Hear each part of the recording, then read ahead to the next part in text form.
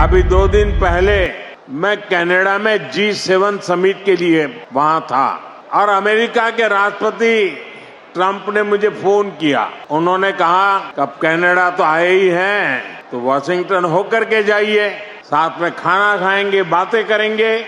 उन्होंने बड़े आग्रह से निमंत्रण दिया।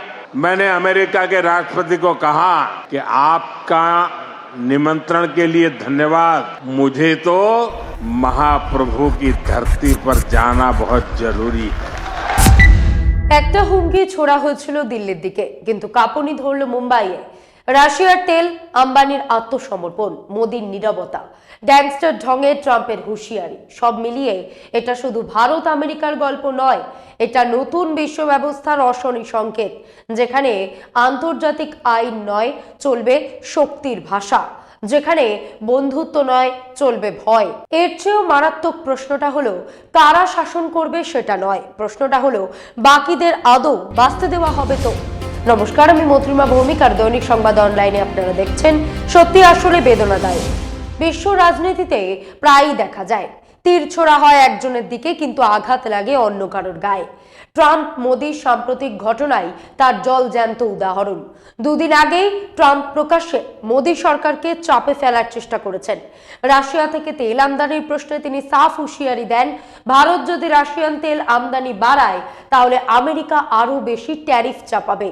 কথাটা সরাসরি মোদির উদ্দেশ্যে বলা হলেও মার্কিন প্রেসিডেন্টের এই হুমকিতে মোদির চেয়ে বেশি ঘাবড়ে গেছেন তার ঘনিষ্ঠ শিল্পপতি বন্ধুরা, এতটাই যে কার্যত ট্রাম্পের পায়ে গিয়েই শরণাপন্ন হতে চেয়েছেন।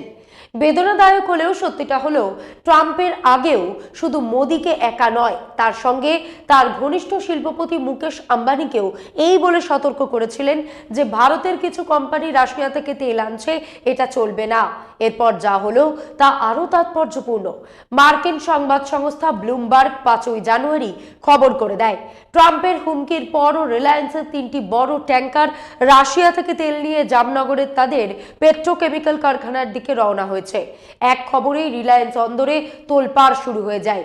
পরিস্থিতি সামাল দিতে মুকেশ আম্বানিকে রাত 1:30টার সময় বিবৃতি জারি করতে হয়। গতকাল মধ্যরাত্রে রিলায়েন্স ইন্ডাস্ট্রিজের আনুষ্ঠানিক বিবৃতি জারি করে জানায়, ব্লুমবার্গের খবরটা সম্পূর্ণ ভুল। রাশিয়া থেকে তেল নিয়ে জামনগরের দিকে তাদের 3টি জাহাজ মোটেই আসছে না। গত 3 সপ্তাহে রিলায়েন্স কোনো অর্ডার দেয়নি, এমনকি গোটা জানুয়ারি মাসেও রাশিয়া থেকে 1 ফোঁটা তেল আমদানি করা হয়নি। আপনারা স্ক্রিনে পরপর দেখতে পাচ্ছেন, প্রথমে ব্লুমবার্গের খবর।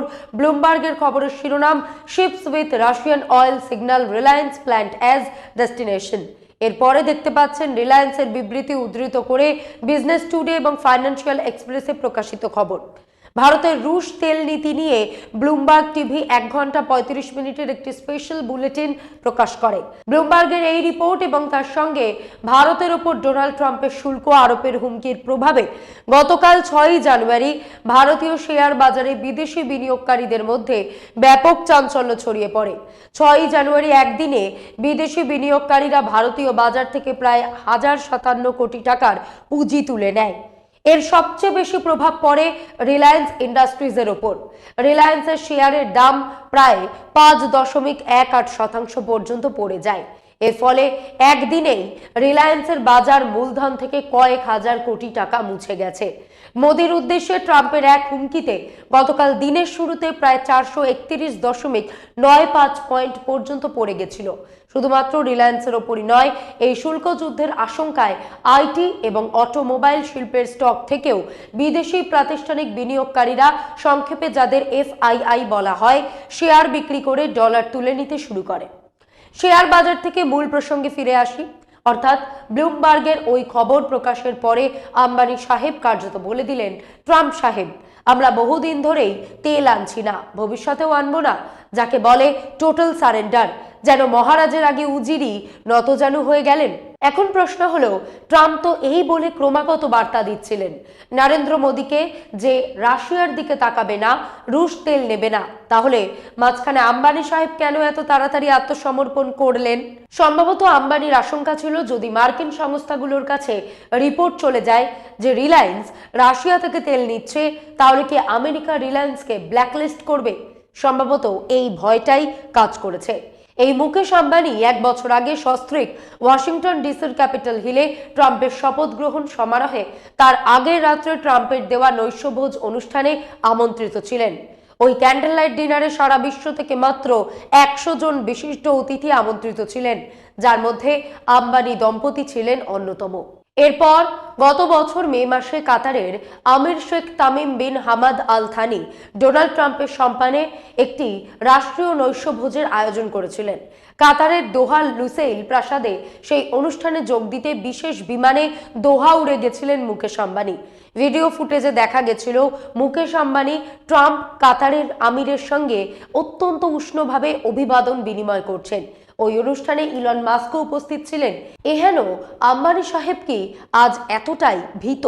মুকেশ আম্বানির রিলায়েন্স ইন্ডাস্ট্রিজের অনেক ব্যবসা, যেমন তেল এবং প্রযুক্তি, সরাসরি মার্কিন নীতি এবং ট্যারিফের ওপর নির্ভরশীল।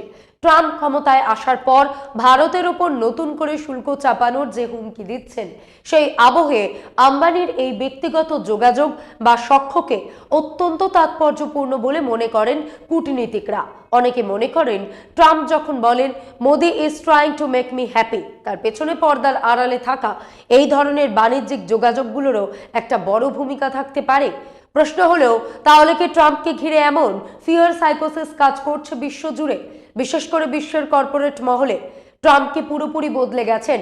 ট্রাম্প 1 অবতার তো এমন ছিল না। আমেরিকার সংবিধান অনুযায়ী কোনো ব্যক্তি দুবারের বেশি প্রেসিডেন্ট পদে থাকতে পারেন না। ফলে মার্কিন অধীশ্বর হিসেবে এটাই ট্রাম্পের শেষ টার্ম।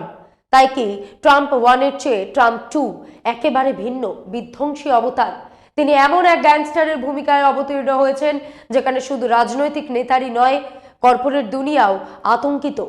আমরা বিশ্ব রাজনীতির প্রেক্ষাপট দেখলে আম্বানির এই খবরের চেয়েও বেশি গুরুত্বপূর্ণ ট্রাম্পের এই নতুন রূপ, এক রুক্ষ দাপুটে গ্যাংস্টার সুলভ অবতার, যেখানে সমস্ত আন্তর্জাতিক আইনকে, রাষ্ট্রপুঞ্জের সনদকে বুড়ো আঙুল দেখিয়ে তিনি ভেনেজুয়েলার মতন একটি স্বাধীন সার্বভৌম দেশে সামরিক অভিযানে নামলেন। রাত্রের 3য় প্রহরে ট্রাম্পের আকাশবাহিত বিশেষ বাহিনী ডেল্টা ফোর্স সেখানে গিয়ে মাত্র 8 ঘন্টার অপারেশনে ভেনেজুয়েলার প্রেসিডেন্ট নিকোলাস মাদুরোকে যেভাবে তার প্রাসাদ থেকে তার স্ত্রীকে শোবার ঘর থেকে তুলে বন্দি করে সোজা নিয়ে এলো আমেরিকার মাটিতে, তা কোনো কল্পকাহিনী কিংবা সস্তা রাজনৈতিক থ্রিলার নয়, পুরোদস্তুর বাস্তব, সুপরিকল্পিত, যত্ন সহকারে সংগঠিত। প্রশ্ন হলো, এটাই কি একবিংশ শতকের 3য় দশকের বিশ্ব কূটনীতির ট্রেলার? ট্রাম্প কি এখন গোটা দুনিয়াকে এই বার্তাই দিচ্ছেন, আমার যা ইচ্ছা আমি তাই করব, আমার হাতে সবচেয়ে শক্তিশালী সেনাবাহিনী রয়েছে, সবচেয়ে ভয়ঙ্কর অস্ত্র রয়েছে, আছে বিপুল সম্পদ, আছে ডলারের ক্ষমতা, ফলে আমি যা চাইবো তাই করব? এই বার্তা কি শুধু প্রধানমন্ত্রীদের জন্য, শুধু রাষ্ট্রপতিদের জন্য? না, তা নয়। এটা কর্পোরেট লিডারদের জন্য, গোটা কর্পোরেট দুনিয়ার জন্য। তাহলে কি ট্রাম্প সত্যি আগামী দিনে বিশ্বজুড়ে এক ধরনের অরাজকতা তৈরি করতে চলেছেন, যার প্রভাব পড়বে আপনার আমার জীবন, আমাদের পরিবার, সমাজ, সবকিছুর ওপর? ট্রাম্পের এই গ্যাংস্টার অবতারিত তামাম দুনিয়াকে আতঙ্কের চাদরে মুড়ে দিচ্ছে, এটাই বড় প্রশ্ন। একে হালকা করে দেখার সুযোগ নেই, সত্যি সিরিয়াসলি ভাবার বিষয়। এখানে একটা বিষয় গভীরভাবে লক্ষ্য করুন, ক্রোনোলজির দিকে তাকান। ট্রাম্প স্পষ্ট বার্তা দিয়েছিলেন মোদী সরকারকে। কি বার্তা? রাশিয়া থেকে তেল কিনবেন না, কিনলে আরো ট্যারিফ চাপানো হবে। সুতরাং ভয় পাওয়ার কথা ছিল মোদীর, কিন্তু বাস্তবে দেখা গেল মোদীর চেয়েও বেশি ভয় পেয়ে গেলেন আম্বানি। তিনি যেন কার্যত পায়ে ধরে ঘোষণা করলেন, ট্রাম্প সাহেব, আমরা রাশিয়া থেকে তেল নিচ্ছি না। গোটা দুনিয়ায় একটা পুরনো ধারণা আছে, সেটা হলো রাশিয়ার সঙ্গে ভারতের চুটিয়ে ব্যবসা চলছে।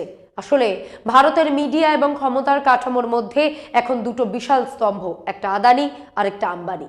দেশের অধিকাংশ বড় ব্যবসা এদের হাতেই কেন্দ্রীভূত। শুধু তাই নয়, দেশের বহু নীতি কার্যকর করার ক্ষেত্রেও এদের প্রত্যক্ষ ভূমিকা রয়েছে। এটা ভারতের জন্য একেবারেই নতুন ধাঁচের এক ব্যবস্থা। আগে শিল্পপতিরা প্রভাবশালী ছিলেন, কিন্তু এতটা একচেটিয়া, এতটা আধিপত্যশীল ভূমিকা তাদের কখনো ছিল না। এই ব্যবস্থাকেই কটাক্ষ করে 2021 সালের 11 ফেব্রুয়ারি লোকসভার বাজেট অধিবেশন চলার সময় পরিবার পরিকল্পনার পূর্ণ স্লোগান ধার করে রাহুল গান্ধী কৃষি আইন এবং তৎকালীন কৃষক আন্দোলনের প্রেক্ষাপটে কেন্দ্রীয় সরকারকে আক্রমণ করতে গিয়ে বলেছিলেন, হাম দো হামারে দো। রাহুল অভিযোগ করেন যে বর্তমানে দেশ চালাচ্ছেন মাত্র 4 জন মানুষ, হামদো এবং হামারেদো। এই হামদো মানে দুজন কারা এবং হামারেদো মানে সেই ঘনিষ্ঠ দুজনের দুজন কারা, আপনারা সবই বুঝতে পারছেন। রাহুল গান্ধী এটাকেই বলেন ক্রোনি ক্যাপিটালিজম, অর্থাৎ ঘনিষ্ঠ বন্ধুতোষণ নীতি। যাই হোক, ট্রাম্পে ফিরি। দ্বিতীয় বিষয়টা হলো ট্রাম্পের স্টাইল। ট্রাম্প তো একেবারেই ভিন্ন অবতার। তিনি জানেন ওয়াশিংটন ডিসির ঐতিহাসিক সাদা বাড়িটায় এটাই তার শেষ টার্ম। সেই টার্ম শেষ হবে 2029 সালের 10ই জানুয়ারি। তার মানে গোটা দুনিয়ায় রংদারি করার জন্য এখনো তার হাতে রয়েছে আরো 3টে বছর। তিনি নিজে বড় ব্যবসায়ী, কর্পোরেট দুনিয়াকে হাতের তালুর মতন চেনেন। কে কার ল্যাজ ধরে রয়েছে সবটাই তার নখদর্পণে। অতএব তার মনে হতেই পারে নিজেকে ইতিহাসের পাতায় চিরস্থায়ী করতে এক ধাক্কা और दो দুনিয়াকে হিলা দো। মনে করে দেখুন, 1 বছর আগেও মিডিয়ার আলোচনা চলছিল যে পশ্চিমী দুনিয়া পতনের দিকে যাচ্ছে। 2021 সালের আগস্টে যেভাবে আমেরিকা আফগানিস্তান থেকে লেজ গুটিয়ে পালালো, তাতে মনে হয়েছিল পশ্চিমের অবক্ষয় চূড়ান্ত হয়ে গেল। সেই সম্মান ফেরাতেই বাইডেন প্রশাসন এবং ন্যাটো একটা নতুন খেলা শুরু করলো। ইউরোপকে ওয়ার্ম আপ করা হলো। ইউক্রেনকে যুদ্ধক্ষেত্র বানিয়ে পরিকল্পনা ছিল বিশ্ব জনমতের সামনে পুতিনের নাক রগড়ে দিতে পারলেই পশ্চিমের হারানো মর্যাদা দ্রুত ফিরে আসবে। কিন্তু সেই খেলাও উল্টো হয়ে গেল। এখন ওয়াশিংটন তাদের কাজে কর্মে স্পষ্ট বুঝিয়ে দিচ্ছে অন্য কারোর দরকার নেই, আমরা একাই গ্যাংস্টার হব। কেন? কারণ আমাদের হাতে সবচেয়ে বড় অস্ত্র রয়েছে, এখনো আমাদের পকেটও সবচেয়ে ভারী, আমাদের আছে বিপুল সম্পদ, তাই আমরা যা চাইবো তাই করব। কারণ আমরা আতঙ্কিত, আমাদের হাত থেকে মর্যাদা সরে যাচ্ছে, আমরা আর গোটা পশ্চিমকে সামলাতে পারছি না। তাই কৌশল বদলেছে। কিছুদিন আগেও ছিল পশ্চিমের সমষ্টিগত নেতৃত্ব, সেটাই এখন ব্যক্তিগত দাপট। আমেরিকা বোঝাতে চাইছে নতুন যে বিশ্ব ব্যবস্থা গড়ে উঠছে তাকে আমরা একা নিয়ন্ত্রণ করব। তামাম পশ্চিম দুনিয়াকে যদি আমরা একা নিয়ন্ত্রণ করতে নাও পারি, তবে দখল নেব এক বিশেষ অঞ্চলের, যাকে আমেরিকা বলে ওয়েস্টার্ন হেমিসফিয়ার, মানে গোটা লাতিন বিশ্ব। Ecuador, Venezuela, Colombia, Guyana, Panama, French Guiana, তার সঙ্গে ব্রাজিল। এই লক্ষ্যেই ছিল মনরো ডক্ট্রিন। এর মানে কি? আমেরিকার ইতিহাসের অন্যতম প্রভাবশালী পররাষ্ট্রনীতি, যা 1823 সালে তৎকালীন প্রেসিডেন্ট জেমস মনরো ঘোষণা করেছিলেন। সহজ কথায় এটা ছিল ইউরোপীয় শক্তিগুলোর প্রতি আমেরিকার এক ধরনের হুঁশিয়ারি। এর মূল বার্তা ছিল আমেরিকা মহাদেশ আমেরিকানদের জন্য, এখানে ইউরোপের আর কোনো হস্তক্ষেপ চলবে না। মনরো ডক্ট্রিন মূলত আমেরিকাকে একটি রিজিওনাল পাওয়ার হিসেবে প্রতিষ্ঠিত করার প্রথম পদক্ষেপ ছিল। এর একটি স্তম্ভ ছিল লাতিন আমেরিকা ইউরোপের নয়, বরং আমেরিকার প্রভাব ক্ষেত্র। ইউরোপ এখানে ঢুকবে না। আজ সেই পুরনো নীতি নতুন ভাষায় ফিরছে। এটা আমাদের এলাকা, এখানে চীন বা রাশিয়া ঢুকবে না। কিন্তু সমস্যা হলো লাতিন আমেরিকার 22টি জায়গায় ইতিমধ্যেই চীনের বেল্ট অ্যান্ড রোড ইনিশিয়েটিভে সই হয়ে গেছে। তাহলে সেটা কিভাবে সামলানো হবে? এখানেই সংঘাত অনিবার্য। আসলে তাদের ইচ্ছা একটাই, একটা স্বপ্নের বিনিময়। লাতিন আমেরিকা আমাদের দিয়ে দাও, গ্রিনল্যান্ড আমাদের দাও, রাশিয়া তুমি ইউক্রেন রাখো, আর চীন তোমাকে শান্ত রাখতে আমরা তাইওয়ান ছেড়ে দিতে পারি। এই স্বপ্নের মানে কি? মানে হলো দুনিয়ার মোড়ল কারা? আমেরিকা এবং চীন। আর যদি 3 জন মোড়ল হয় তাহলে আমেরিকা, চীন এবং রাশিয়া।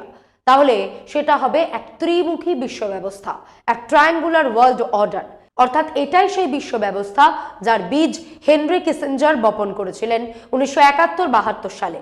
কিসিঞ্জার নীরবে দিল্লি হয়ে পাকিস্তান যান, ভুট্টো তাকে বেজিংয়ে পাঠান, আর সেখানেই এক ত্রিমুখী বিশ্ব ব্যবস্থা গড়ার সূচনা হয়। এর মানে কি? এতদিন চীন এবং রাশিয়া একসঙ্গে ছিল। যদি রাশিয়াকে বা চীনকে নিজেদের শিবিরে টানা যায় তাহলে ত্রিভুজ কমপ্লিট। আর দ্বিতীয় অর্থ, চীনকে রাশিয়া থেকে আলাদা করা। আজ পশ্চিমী বিশ্লেষক এবং মার্কিন কর্পোরেট দুনিয়ার কাছে এটাই সবচেয়ে বড় সমস্যা, যে চীন এবং রাশিয়া এক হয়ে গেছে। সুতরাং তাদের আলাদা কিভাবে করা যাবে? তাই এই খেলায় দরকার হলে ইউরোপকে বলি দেওয়া হবে। লক্ষ্য একটাই, ত্রিমুখী কাঠামো বানানো। আমরা এখানে মোড়ল, চীন সেখানে মোড়ল, ব্যাস কাজ শেষ। কারণ ত্রিভুজ হলে 3 কোণ তৈরি হয়, আর সেই 3-এর মধ্যে প্রয়োজনে 2টিকে একসঙ্গে জোট বাঁধানো যায়। এই সবই অবশ্য বেপরোয়া স্বপ্ন। এখানে একটা বিষয় বোঝা জরুরি, ট্রাম্প যেভাবে একে একে সবাইকে হুমকি দিচ্ছেন, তার ভাষা, আচরণ, দম্ভ, এটা কিন্তু এখন আর রূপক নয়। আগে দাদাগিরি শব্দটা আমরা উপমা হিসেবে ব্যবহার করতাম। এখন সেটাই বাস্তব, এটাই খাঁটি গ্যাংস্টারিজম। সমস্ত আন্তর্জাতিক রীতিনীতি বিধিনিষেধ উপেক্ষা করে সোজা অন্য দেশের অন্দরে ঢুকে প্রেসিডেন্টকে তুলে নেওয়ার এই পদ্ধতি প্রমাণ করে দিয়েছে মার্কিন যুক্তরাষ্ট্র মহাসমারোহে সামরিক কর্তৃত্ববাদে ফিরে গেছে, যেখানে আন্তর্জাতিক নিয়মাবলী ইত্যাদি কোনো ম্যাটারই করে না। বার্টোল্ট ব্রেক্টের সেই কালজয়ী নাটকের কথা মনে পড়ছে, The Resistible Rise of Arturo Ui, বাংলায় বললে আর্তুরো উই এর প্রতিরোধযোগ্য উত্থান। আর্তুরো উই এই নাটকের প্রধান চরিত্রের নাম। জার্মান ভাষায় লেখা এই নাটকে ব্রেক্ট মূলত এক কাল্পনিক গ্যাংস্টারের আড়ালে অ্যাডলফ হিটলারের প্রতিচ্ছবি তৈরি করেছেন। এই নাটকে দেখানো হয় শিকাগোর এক ছোট গ্যাংস্টার ধীরে ধীরে কিভাবে বিশাল ক্ষমতাবান হয়ে ওঠে, এমনকি পাশের দেশগুলোর ওপরও হামলা চালায়। কিন্তু আজ আর্তুরো উই চরিত্রের ছায়া হিটলারের চেয়েও অনেক বেশি করে পড়েছে ট্রাম্পের ওপর। একথা আমরা একা বলছি না, তাত্ত্বিকেরাও বলছেন। যেই দুনিয়ায় একসময় আম্বানি বড় ছিলেন, এখন হয়তো তার চেয়েও বড় হয়ে গেছেন আদানি। কিন্তু এখন দুনিয়ায় ক্ষমতার ভারসাম্য যেভাবে দ্রুত বদলে যাচ্ছে, সেখানে আম্বানি আদানিকেই ছোট প্লেয়ার মনে হচ্ছে। ট্রাম্প এয়ারফোর্স 1 বিমানে দাঁড়িয়ে 3 মারছেন মোদিকে, অথচ বিদ্ধ হচ্ছেন আম্বানি। তৎক্ষণাৎ একেবারে নতজানু হয়ে তাকে বিবৃতি জারি করতে হচ্ছে। এই নতুন বিশ্বটা খুবই জটিল, বিপজ্জনক। এখানে ছোট প্লেয়ারদের জায়গা ক্রমশ সংকুচিত হবে। প্রশ্ন হলো, এই খেলায় নামার মতন শক্তি আমাদের আছে কিনা তা এখনো স্পষ্ট নয়। ভেনেজুয়েলার পক্ষে না বিপক্ষে আমরা কোথায় দাঁড়াই সেটাও পরিষ্কার নয়। আপাতত এক ধরনের চালাক নীরবতা চলছে। কিন্তু এই দুনিয়ায় শুধু চুপ থাকলে চলবে না, প্রোঅ্যাক্টিভ হতে হবে, সিদ্ধান্ত নিতে হবে, নিজের পায়ে দাঁড়াতে হবে। এই দুদিকেই খেলা করার ভান, আমরা এখানে আছি ওখানেও আছি, আসলে এটা কোনো খেলাই নয়। আমেরিকা আমাদের সঙ্গে নেই, অন্যরাও পুরোপুরি নেই, তবু সবাই আমাদের দিকে হাত বাড়িয়ে রেখেছে একটাই কারণে, যাতে ব্রিক্স শক্তিশালী না হয়ে ওঠে। শুধু সেটার জন্যই ভারতকে আটকে রাখা হচ্ছে। কিন্তু প্রশ্ন হলো, তাহলে যাব কোথায়? G7 তো নয়। একদিকে বলা হচ্ছে তুমি G7 নও, আবার বলা হচ্ছে ব্রিক্সেও যেও না। সবশেষে জরুরি প্রশ্ন, তাহলে ভারত যাবে কোথায়? সবচেয়ে বড় সংকটে আছেন মোদিজি। তিনি এখন দু রাস্তার মোড়ে দাঁড়িয়ে। ভারত কি রাশিয়া এবং চীনের অক্ষের দিকে যাবে, নাকি আমেরিকার হাত ধরবে? ভাবুন আপনারা। আজ এই পর্যন্তই। এমন আরো বিষয় জানতে অবশ্যই সাবস্ক্রাইব করুন, লাইক কমেন্টে শেয়ার করুন। দেখতে থাকুন দৈনিক সংবাদ, শুধু নামই যথেষ্ট।